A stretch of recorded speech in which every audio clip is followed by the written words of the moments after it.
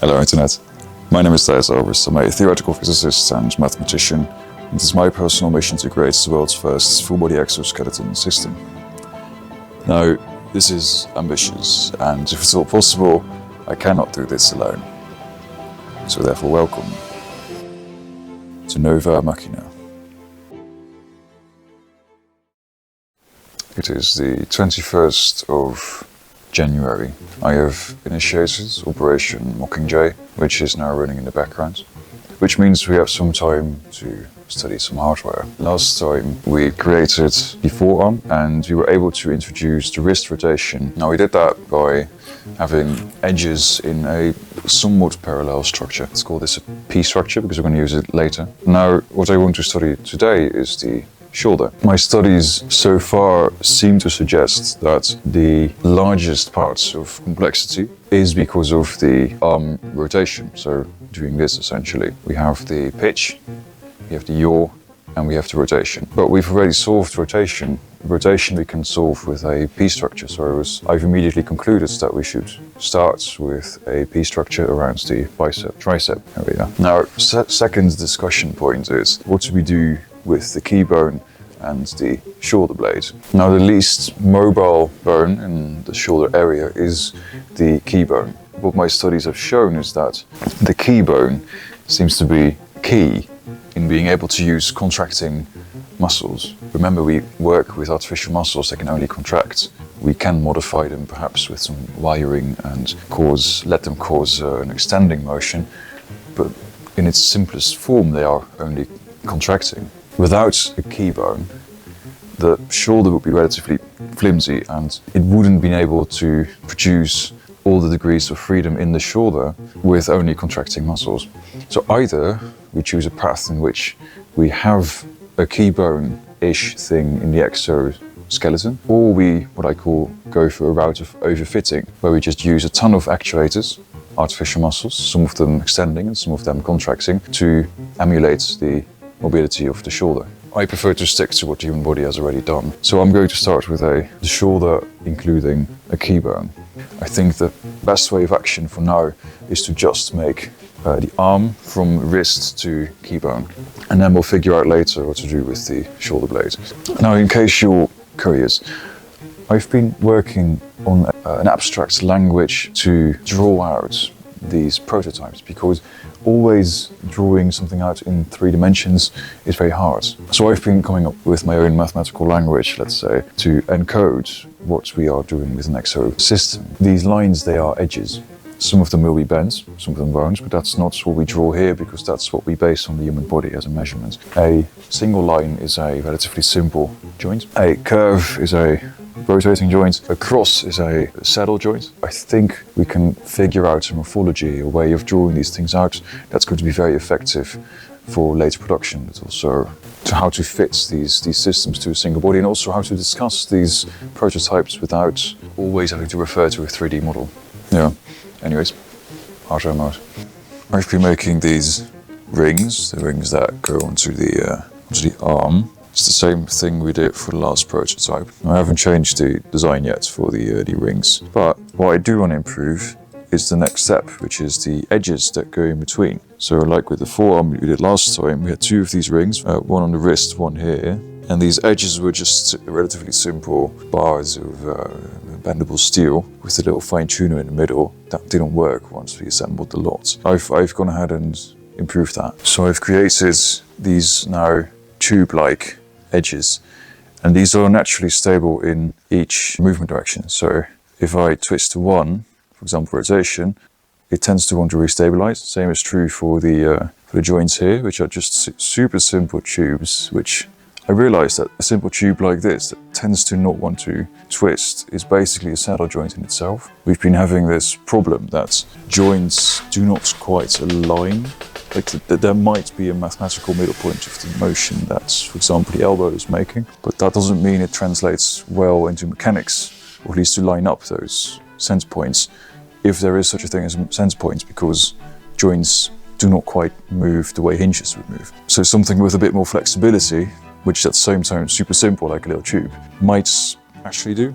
So we're going to try that for this prototype. So what I've done is I've taken a bit of aluminium piping and inserted some screw wire asymmetrically, such that if you twist it, it actually extends and contracts the edge that we're working with. Which is to say, this bit you're going to keep, but this bit is just a long bit of aluminium.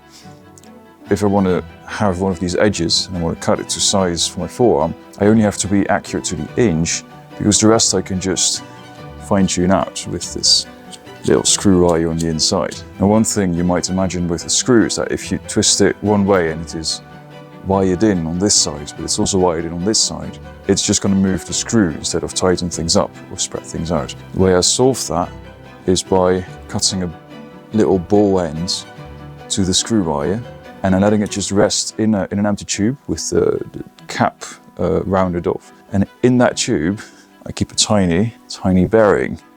You just put that in the bottom, and then this little rounded off end bit can rotate on that, and it's super smooth, which, yeah, I really love that. But it means you can take apart the assembly, which is not great. Now, multiple aspects of this thing tend to want to come apart in the stretch direction. However, the point of this skeletal part of the exoskeleton is to resist pressures, which is to say it tends to probably not want to come apart. But even so, we can just fix it in place with wiring. I'm just using elastic bands here. And at the same time, that causes the rotation to self-center again, which I'm not sure if that's useful. I'm sure it is. It means that this entire structure is semi-rigid. It has the same degrees of freedom as edges as we've designed them before, which is the double saddle joint and the rotary joint. And what I find fantastic is that we've used the same solution to make sure that the screw only moves one way. We've used the same solution to effectively make a ball joint on this end. And also, like, I've been playing around with this actually. You can already start seeing that the approximate degrees of freedom work for the shoulder. It's not the final assembly, but it's a fun sign that we might be on a good path. The only thing I have to do now is make a ton of these, but they're pretty easy to make because they're essentially just tubing and a bit of bending of bits and then just assemble it. And the whole thing just sticks together with these elastic bands. We just need about, well, at least 10. I'll be here for a while.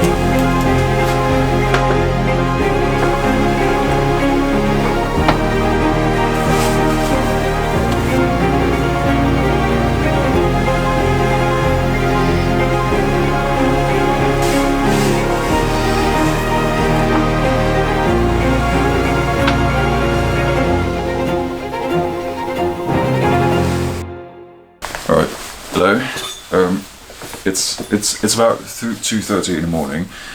I should really sleep, but we've done all the. I'm not making any sense anymore, I feel, but we've constructed a little chest piece, not something that's part of the future design per se, but just something to attach to my chest, like this, and then we can put a few more elastic pieces in between, and then we can finally start testing functionality of a keybone, and if the inclusion of a keybone is actually a good idea. I think so far, from what we can see, it should work out. It's just I've run out of everything elasticy, so we'll have to do that tomorrow. I should also sleep, but it's promising. I'm very happy with the metal work so far and the degrees of freedom in the forearm. But we'll check back in tomorrow. Okay, testing day. Plan is I'm going to use some sports tape to protect some parts of my arm because the connection points to my skin are still a bit rough. I'm also going to use the sports tape to tape the chest piece to my actual chest bone and ribs, because we need to understand if the keybone is actually working. We need it to be attached to a relatively stationary piece that co-moves with my chest. So we're going to do that, and then I'm going to play around with it, I imagine.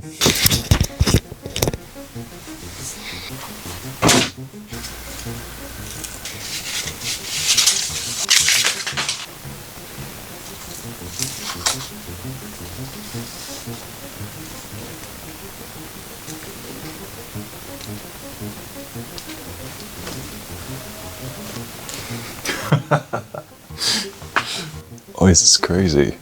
Oh, that's...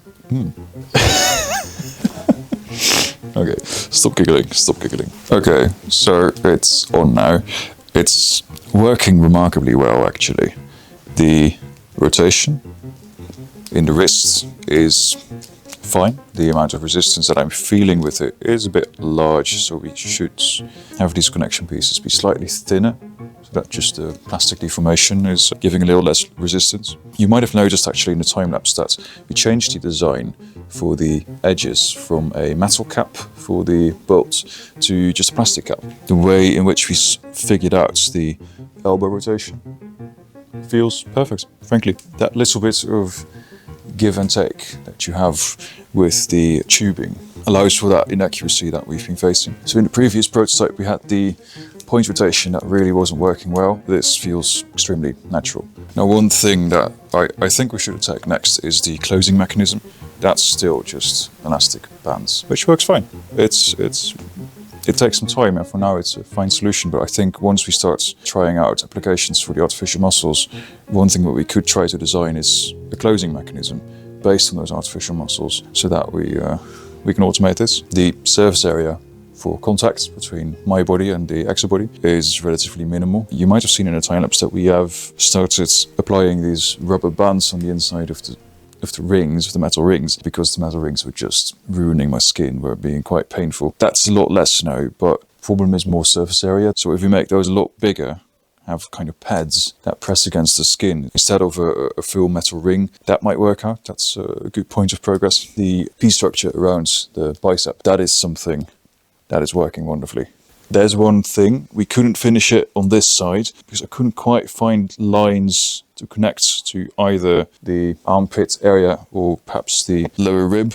I couldn't find places to connect it to that wouldn't geometrically interfere with between either the human body or the exoskeleton itself. So that's a bit of an open question, like can we actually make this a 4-point piece structure or just a 2-point piece structure? I think it's going to be 2-point. And then we tried a big saddle point around the tip of the keybone. Now that's working out really well. Having a joint right at where the tip of the keybone ends, that is actually really nice. It's not quite at the right place.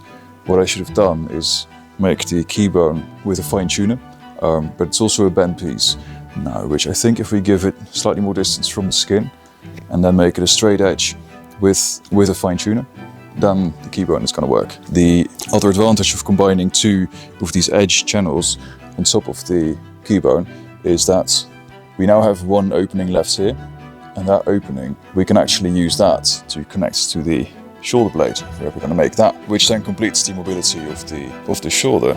So that's very much promising. That really works out. The fine tuners work all right. What I've noticed is that with wrapping everything in elastic bands, we did kind of negate the easy accessibility to the fine tuners. That is a bit of an engineering challenge. I think also one advantage that we are starting to show with this method of working is that an edge is actually not something, an object between two rings in this case. It is a much longer object that we can potentially just make in one go and then fine tune it to the body. I imagine that next step after this is, now to think about it, probably most pressing issue is combining this kind of infrastructure with the artificial muscles that we have, which shouldn't be too difficult once we get the connect piece going. So exciting times. Yeah. Oh yeah, and about the ribs, they're not bad actually. The way we attach them, it's uncomfortable. I thought it was going to be a disaster. It's actually to have a relatively rigid structure around the chest, as long as you can breathe. It's not bad. So also with the neck piece here, it's nothing too bad. Yeah, that's some good data to have for the future. We just need a way of opening it up and closing it. But after we finish that, I think the chest is a relatively easy piece. Perhaps the most difficult part about the chest is that it has to attach probably to the spine. And then we come down to this problem of we should at some point try to understand and try to create a spine. But yeah, future talk. So in almost every way, we can reach, how you say, the reach of the arm is brilliant. But yeah, I'm surprised with how mobile this all feels. Yeah, it's amazing. I'm really happy with this experiment. Yeah. It is probably time that we start clustering a few muscles and have activation that's actually reliable. If we can do that, we're pretty much set to combine the artificial muscles with exoskeleton prototypes, which is very, very exciting. So yeah, thanks very much for watching. Hope to see you guys next time, and cheers.